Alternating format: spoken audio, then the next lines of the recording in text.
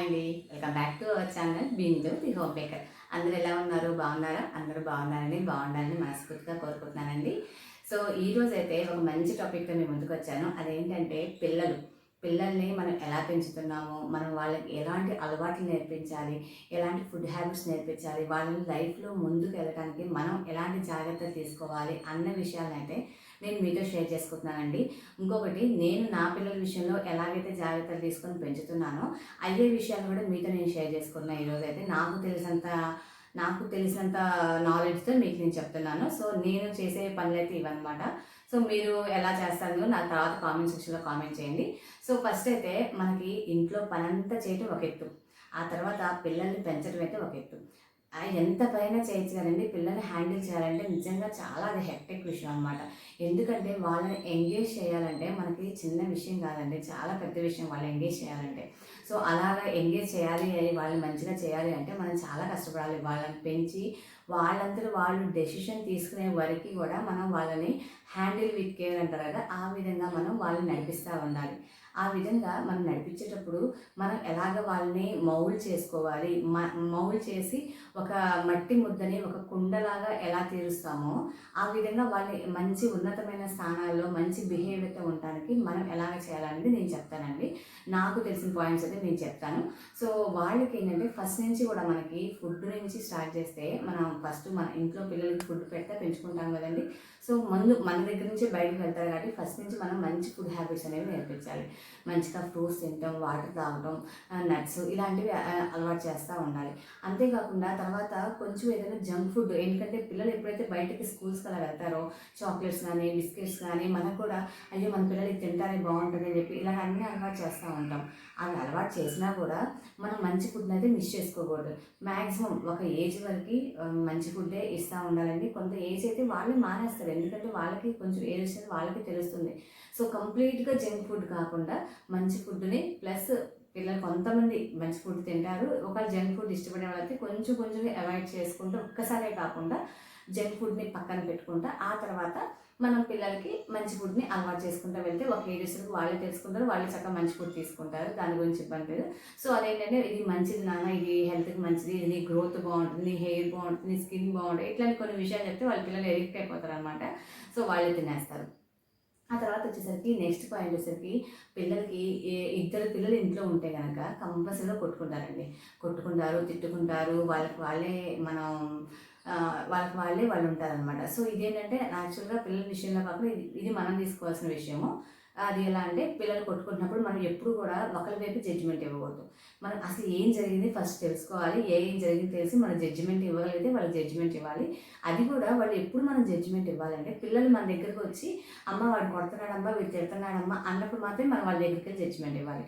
ముందే వెళ్ళి మనం ఇన్వాల్వ్ అయ్యామంటే అనవసరంగా గొడవలు అయిపోతాయండి. పిల్లలు ఏంటంటే ఫీల్ అవుతారు అన్నమాట, నీకు వాడంటే ఇష్టం అమ్మా, నేనంటే ఇష్టం లేదు అన్న మాటలు వచ్చేస్తాయి అనమాట. సో అందుకని చెప్పేసి ముందే వెళ్లకుండా వాళ్ళు వచ్చిన తర్వాత మనం జడ్జిమెంట్ చేయాలి. ఇంకొకటి, ఎప్పుడు ఒకవైపు జడ్జిమెంట్ కాకుండా ఉన్నట్టుగా చెప్పేసి ఇద్దరిని కాంప్రమైజ్ చేయగలగాలి. ఆ తర్వాత పిల్లలకి కూడా వీడంటే ఇష్టం వాడంటే ఇష్టం లేదు అన్న ఫీలింగ్స్ అనేవి కలిగించకుండా వాళ్ళే కదండి పిల్లలే కదా, 5 నిమిషాలు కొట్టుకున్నా మళ్ళీ తర్వాత 10 నిమిషాలు మళ్ళీ వాళ్ళే కలిసిపోతారు, వాళ్ళే ఆడుకుంటారు. ఇంకా ఏంటంటే పిల్లలు చిన్నప్పుడు కొట్టుకున్నా కూడా పెద్దయిన తర్వాత మంచిగా బాగా క్లోజ్ కూడా అవుతారండి పిల్లలు కదా, వాళ్ళకి బాగా హెల్ప్ అవుతుంది అదైతే. చిన్నప్పుడు కొట్టుకున్న వాళ్ళందరూ కూడా పెద్దయిన తర్వాత చాలా క్లోజ్గా ఉంటారండి. సో పిల్లలు అనేవాళ్ళు కొట్టుకోకుండా ఉండరు. సో జడ్జిమెంట్ అనేది కొంచెం మనం నీట్గా ఇవ్వాలి. ఆ తర్వాత నెక్స్ట్ పిల్లలకి గివ్ అండ్ టేక్ అనేది నేర్పించాలి. అంటే మనం ఏదైనా సరే వేరే వాళ్ళ దగ్గర మన దగ్గర వస్తువు ఉంది, వేరే వాళ్ళకి హెల్ప్ చేయడం. గివ్ అంటే ఇవ్వడం, వేరే వాళ్ళకి ఇచ్చినప్పుడు ఏంటి మనం వాళ్ళకి ఇవ్వగలగాలి. పిల్లలకి మస్ట్ అండ్ షుడ్గా నేర్పించాల్సిన ఒక అలవాటు ఏంటి, గివ్ అండ్ టేక్. మనం వేరే వాళ్ళకి ఇవ్వడం అలవాటు చేయాలి. మన దగ్గర ఒక బొమ్మ ఉంది, మా బాబు దగ్గర ఒక బొమ్మ ఉంది, వేరే వాళ్ళ దగ్గర లేదనుకోండి, ఇవ్వనన్నా కాసేపు ఆడుకొని ఇస్తాడు బాబు అలా చెప్పాలి. కంపల్సరీగా ఇవ్వడం నేర్చుకోవాలి. ఆ తర్వాత ఏదైనా అవసరమైనా తీసుకోగలిగిన కెపాసిటీ కూడా ఉండాలన్నమాట. అంటే తీసుకోవడం లాక్కోవడం కాదని నా ఉద్దేశం అయితే, మనం జస్ట్ పిల్లలకి ఇస్తున్నాం కాబట్టి ఇలా తీసుకునే అలవాటు కూడా చేసుకోవాలి. గివ్ అండ్ టేక్ అనమాట. అదేవిధంగా మనం పిల్లల ముందు ఎవరికైనా హెల్ప్ చేస్తే వాళ్ళకు కూడా అదే అలవాటు అవుతుంది. చక్కగా మనకి వాళ్ళు అలా ఉన్నారమ్మా, ఇలా చేయాలి, మనం హెల్ప్ చేద్దాం అని చెప్పేసి పిల్లలకి అలవాటు అవుతుంది. సో అలాగ వాళ్ళు అలవాటుని నేర్చుకుంటారనమాట. ఆ తర్వాత పిల్లలు చాలామంది ఇంటికి వచ్చినాక అమ్మతో కానీ నాన్నతో కానీ స్కూల్లో జరిగిన విషయాలన్నీ చెప్తూ ఉంటారండి. పిల్లలు అలా చెప్తున్నప్పుడు పేరెంట్స్ అస్సలు విసుక్కోకూడదు. పిల్లలు ఏదైతే చెప్తున్నారో మనం పేరెంట్స్గా ఓపికగా వినాలి. ఎంత ఓపికగా వింటే వాళ్ళు జరిగినవన్నీ మనతో షేర్ చేసుకుంటూ ఉంటారనమాట. అంటే వాళ్ళు షేర్ చేసుకోవడానికి మనం ఒక సోర్స్ లాగా ఉంటాం వాళ్ళకి. వాళ్ళు ఓపెన్ అయిపోయి మనకు మొత్తం చెప్పగలుగుతారు అప్పుడు. సో కంపల్సరీగా వాళ్ళు షేరింగ్ అనేది మనతో చేసుకునేలాగా మనం పెంచాలి వాళ్ళని. ఏ విషయమైనా వాళ్ళ మనసులో పెట్టుకొని బాధపడేలాగా ఉండకూడదు. పిల్లలు ప్రతి విషయం కూడా తల్లిదండ్రులతో చెప్పే విధంగా, అది తప్పైనా రైట్ అయినా చెప్పేటట్టుగా మనం వాళ్ళని ఎంకరేజ్ చేయాలి. సో మనం ఎప్పుడైతే వాళ్ళు మనకి ఏదైనా చెప్తున్నప్పుడు మనం విసుక్కుంటామో వాళ్ళు చెప్పడం ఆపేస్తారనమాట. సో అలా కాకుండా పిల్లలు ఏది చెప్తున్నా కూడా మనం పని చేసుకుంటూ అయినా చక్కగా మనం వింటూ ఉండాలి. మా పిల్లలు అయితే, మా పెద్ద బాబు అయితే హాస్టల్లో ఉంటాడని చెప్పే కదండి, వాడు ఫోన్ చేసినప్పుడు ఎంత తక్కువే మాట్లాడతారు. ఇంటికి వస్తే మాత్రం మొత్తం చెప్తాం, అమ్మ మా స్కూల్లో మా సార్ కొడతారమ్మా, ఇలా మాట్లాడతారమ్మా, అదమ్మా ఇదమ్మా అని చెప్తాను. ఇంకా చిన్న బాబుకి వచ్చేసరికి మా బాబీ అయితే బండి మీద నేను పికప్ చేసుకుని వస్తానండి స్కూల్ నుంచి పికప్ చేసుకొని వచ్చేటప్పుడు ఇంకా బండి మీద కూర్చుని సేమ్ వచ్చి చెప్తాడనమాట. అమ్మ మా సార్ ఇట్లా అన్నారమ్మా, మా సార్ అట్లా అన్నారమ్మా, నా క్లాస్ కొట్టించారు, ఈరోజు ఆడు నన్ను కొట్టాడమ్మా, ఇట్లాగే చెప్తానమాట. నేను అంతసేపు కూడా వింటానండి. వాడు ఏం చెప్పినా, ఒకవేళ వాడు కామ్గా ఉన్నా నేనే అడుగుతాను అనమాట. నాన్న ఏం జరిగింది ఈరోజు స్కూల్లో, ఏం చెప్పారు సార్ వాళ్ళు కానీ, లేకపోతే ఫ్రెండ్స్ ఏమైనా కొట్టుకున్నారా, తిట్టుకున్నారా, ఎవరు మంచిగా ఉన్నారా, ఇలాంటి విషయాలన్నీ కనుక్కుంటాను అనమాట. సో కంపల్సరీగా అదైతే మనం వాళ్ళ పిల్లలకి ఎంకరేజ్మెంట్గా చేయాలి. కొంతమంది పిల్లలు ముందే మనం ఎస్టిమేట్ చేస్తామండి. మా పిల్లలకి అదేం రాదండి, మా పిల్లలకి ఇది రాదు, మా పిల్లలు చాలా తెలివి తక్కువ, మా పిల్లలు చేయలేదండి, మా పిల్లల వల్ల కాదండి అంటే అసలు ముందే మనమే చెప్తాం అనమాట. మన పిల్లలు తెలివి తక్కువ వాళ్ళు, మన పిల్లలకి ఏమీ చేత కాదు అని. అసలు మన ఒపీనియన్ వాళ్ళ మీద రుద్దేస్తున్నాం మనం. ఎందుకంటే వాళ్ళకి ఏం రాదు అని మనమే డిసైడ్ అయిపోతాం అన్నమాట. అలా ఏముండదండి. ప్రతి పిల్లలకి ఏదో ఒకటి వస్తుంది. ఒకవేళ రాకపోతే వాడు వచ్చిందామని వాడు ఇంప్రూవ్ చేసుకుంటాడు. అంతేకాని ముందే మనం వాళ్ళని డిస్కరేజ్ చేయకూడదు. నీకేం రాదు, నీకు చదవటం రాదు, నీకు రాయటం రాదు అని చెప్పకూడదు. నీకు వస్తుంది, నువ్వు చేయగలవు అని చెప్తే వాడు ఈ రోజు కతే రేపు కతే ఎల్లుండి కంపల్సరీగా నేర్చుకుంటాడు అదనేది. సో అలాగా పేరెంట్స్గా మనం ఎప్పుడు కూడా పిల్లల్ని డిస్కరేజ్ చేయకూడదు. డిస్కరేజ్ చేసి పిల్లల్ని నాకేమీ రాదు అన్న ఫీలింగ్ వాళ్ళంతా వాళ్ళకి కలిగేలాగా అస్సలు చేయకూడదు అనమాట. వాళ్ళని I can do it anything అన్నట్టుగా వాళ్ళని మనం తీర్చిదిద్దాలి. అప్పుడు మనం ఎప్పుడైనా మనం ఎంకరేజ్ చేస్తూ ఉంటాం, నువ్వు చేయగలవమ్మా చెయ్యి అంటే వాళ్ళే చేస్తారండి. సో ప్రతిసారి ఒకసారి రాకపోయినా రెండోసారి వెళ్ళగలం అని చెప్పాలి, కానీ వాళ్ళని డీమోటివేట్ అనేది చేయకూడదు. ఆ తర్వాత పిల్లలకి అబద్ధాలు చెప్పడం అస్సలు మనం ఎంకరేజ్ చేయకూడదండి. అబద్ధాలు అనేది ఎప్పుడు చెప్తారంటే పిల్లలు మనం కోపపడతామేమో, మనం తిడతామేమో, మనం కొడతామేమో అన్న భయం ఉన్నప్పుడు చెప్తారనమాట. సో అలా ఉన్నప్పుడు కంపల్సరీగా మనం అడగాలి, ఏం జరిగింది, నువ్వు నిజం చెప్పు. నేనేమన్నా మహా అయితే ఏమంటామండి, కొడతాం తిడతాం, అంతకంటే ఏం చేయం కదా ఎవరైనా సరే. సో నేనైతే అదే చెప్తాను మా పిల్లలకి, నిజమే చెప్తున్నావు కదా, నేను ఒకటే చెప్తాను, అబద్ధం చెప్తే మాత్రం మీతో మాట్లాడను, నేను మాట్లాడకపోతే ఇంకా వాళ్ళు 10 నిమిషాలు కూడా ఉండలేరు అనమాట. సో అందుకని చెప్పేసి నేనేం చెప్తానంటే, అబద్ధం చెప్పట్లేదు అని అడుగుతాను. లేదమ్మా అంటారు. అబద్ధం చెప్తే మాత్రం నాకు అది నిజము, అది నువ్వు చెప్పింది అబద్ధం అని తెలిస్తే మాత్రం నేను నీతో మాట్లాడను ఇంకా అని చెప్తాను. ఇంకా సో అదొక్కటే వాళ్ళకి పెద్ద బాణం అనమాట. సో వాళ్ళైతే అబద్ధం చెప్పడానికి ప్రయత్నించారు. ఒకవేళ అబద్ధం చెప్తే మాత్రం నేను దాన్ని ఖండిస్తాను కంపల్సరీగా. చిన్న చిన్న విషయాలకి అస్సలు అబద్ధం చెప్పకూడదు. అబద్ధం చెప్పాల్సిన సిచ్యువేషన్స్ ఎప్పుడంటే వేరే వాళ్ళు బాధపడతారు అనుకున్నప్పుడు అబద్ధం చెప్పడం మంచిదే, కానీ ప్రతిసారి అబద్ధం చెప్పకూడదు మనం అన్న విషయాన్ని చెప్తా. అది కూడా ఎందుకో నేర్చుకోలేదు. అబద్ధం చెప్పడం కూడా తప్పని చెప్పను నేను, కానీ అన్ని సిచ్యువేషన్స్లో ఎప్పుడు చెప్పకూడదు అబద్ధం అనేది. అది కొన్ని లైఫ్ సిచ్యువేషన్స్లో లైఫ్ అండ్ డెత్ అనే సమస్యలు ఉంటాయి కదా, అలాంటి సిచ్యువేషన్స్లో వేరే వాడి ఇబ్బంది, వాడు చస్తాడు అనుకున్నప్పుడు మాత్రమే మనం అబద్ధం చెప్పచ్చు, మిగతా టైంలో చెప్పకూడదని చెప్తాను అనమాట. సో నేనైతే అబద్ధం చెప్పడానికి అస్సలు ఎంకరేజ్ చేయనండి. సో మా పిల్లలు అయితే మ్యాక్సిమం నిజమే చెప్తారు. చిన్న చిన్న విషయాలకు అబద్ధం చెప్పినా నేను యాక్సెప్ట్ చేయను అనమాట. నెక్స్ట్ వచ్చేసరికి చాలామంది పిల్లలకి ఏంటంటే కూర కానీ టిఫిన్ కానీ ఇష్టమైన స్నాక్స్ కానీ చేసినప్పుడు తినేస్తారనమాట. వాళ్ళంతటి వాళ్ళే అమ్మ ఇంకా పెట్టమ్మా అని తినేస్తూ ఉంటారు. ఇంట్లో మిగతా వాళ్ళకి ఉందా లేదని ఆలోచించుకోరు. మా ఇంట్లో ఎట్లా అంటే, మా చిన్నబాబు ఉన్నాడు కదండి, మా చిన్నబాబు తింటాడన్నమాట. తిన్నప్పుడు వాడు ఉందా లేదా అడగడు అనమాట.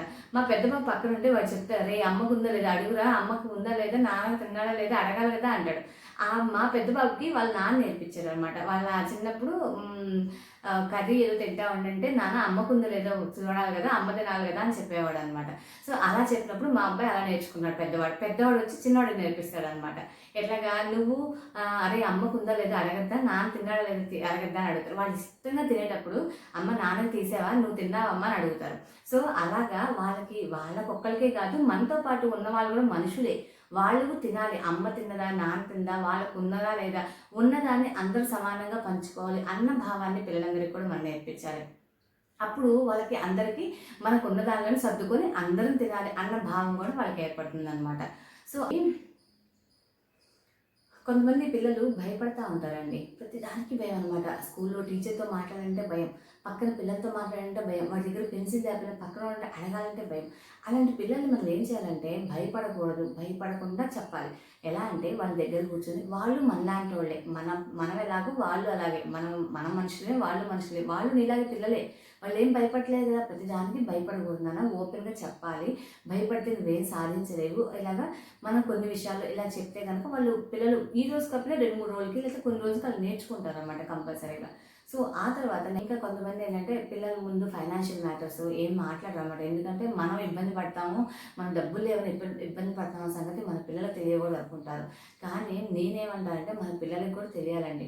మనం ఒకవేళ ఏదైనా విషయంలో డబ్బులకి ఇబ్బంది పడుతుంటే, లేదమ్మా ఇది వద్దు, ఇది అవసరం లేదు, మనకి ఇలా మన సిచ్యువేషన్ ఇది, మన డబ్బులు ఇలా ఉన్నాయి, మన దీంట్లోనే సర్దుకొని బతకాలి, నాన్న జీతం మీద మనం హ్యాపీగా లైఫ్ని స్పెండ్ చేస్తున్నాము. సో కాబట్టి ఈ ఖర్చు మనకు అనవసరం కాబట్టి మనం ఇది చేయొద్దు. ఇది చేయటం వల్ల అనవసరం వేస్ట్ ఖర్చు. ఇప్పుడు మన దగ్గర చేతిలో డబ్బులు లేవు, ఈసారి ఉన్నప్పుడు కొనుక్కుందాము, డబ్బులు ఉన్నప్పుడు తెచ్చుకుందాం. అలాగా కొన్ని విషయాలు మన ఫైనాన్షియల్ మ్యాటర్స్ పిల్లలతో డిస్కస్ చేయడం కూడా మంచిదే.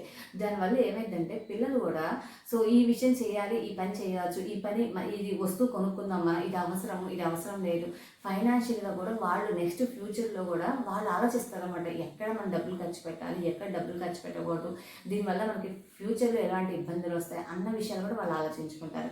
ఇలాంటి విషయాలు కూడా చాలామంది పిల్లలు చెప్పకూడదు అనుకుంటారండి, కానీ పిల్లలు చెప్తేనే మంచిది అనేది నా ఒపీనియన్ అయితే. ఎవరన్నా ఇంటికి వస్తే లోపలికి వెళ్ళిపోతారు అనమాట, బెడ్రూమ్లోకి లేకపోతే బయటకు వెళ్ళి ఆడుకోవడం అలా చేస్తూ ఉంటారు. అసలు అలా చేయకూడదు. పిల్లలు కాబట్టి తెలియదు కాబట్టి చేస్తారనుకోండి, అది వేరే విషయం.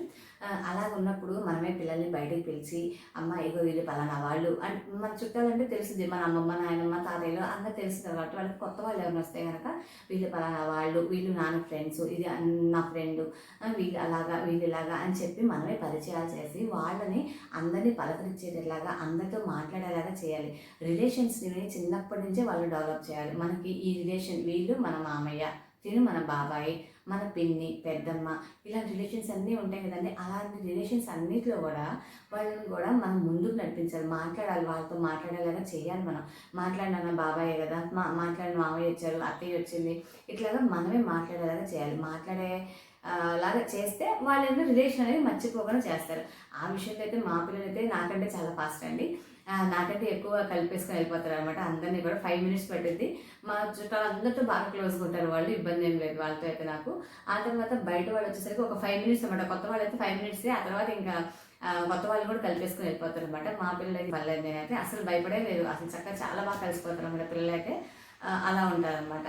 స్ట్రెస్ చేస్తూ ఉంటారండి, నీకు ఫస్ట్ ర్యాంక్ రావాలి, సెకండ్ ర్యాంక్ రావాలి, అలాగా స్ట్రెస్ చేస్తూ ఉంటారు. ప్రతి విషయంలో అలా స్ట్రెస్ చేయడం కరెక్ట్ కాదని నా విషయం. ఎందుకంటే ఒక్కొక్కరికి ఒక్కొక్క టాలెంట్ ఉంటుంది పిల్లలకి. కొంతమంది హైయర్ బాగా చదివే వాళ్ళు ఉంటారు, కొంతమంది తక్కువ చదివే వాళ్ళు ఉంటారు, కొంతమంది యావరేజ్గా చదివే వాళ్ళు ఉంటారు. సో యావరేజ్ చదివే వాళ్ళు కానీ తక్కువ చదివే కానీ నీకు చేతనంతబడికి చదవమ్మా, చదివేంతబడికి వస్తాయి మార్కులు, నీకు క్లాస్ ఫస్ట్ రావాలి, యావరేజ్ చదివేమని తీసుకెళ్ళి నువ్వు క్లాస్ ఫస్ట్ రావాలి, నీకు స్టేట్ ర్యాంక్ రావాలి అంటే కుదరదు కదా. మనం మంచిగా చెప్తే వాళ్ళు వింటారు. మరీ స్ట్రెస్ అనేది ఇవ్వకూడదు చదువు విషయంలో పిల్లలకి. వాళ్ళు చదువుతారు, వదిలేస్తారు, అమ్మ చదువు, ఇది పరిస్థితి, మనం ఇంత డబ్బులు పెట్టుకుంటున్నాము, నువ్వు ఇలా చదివితే ఇలా బాగుంటావు, నీ ఫ్యూచర్ ఇలా ఉంటుంది అలా మోటివేట్ చేస్తే వాళ్ళు ఎంతో కొంత మార్పు వస్తాయి. మనం తిట్టి కొట్టడం వల్ల ఏం ఉపయోగం ఉండదండి.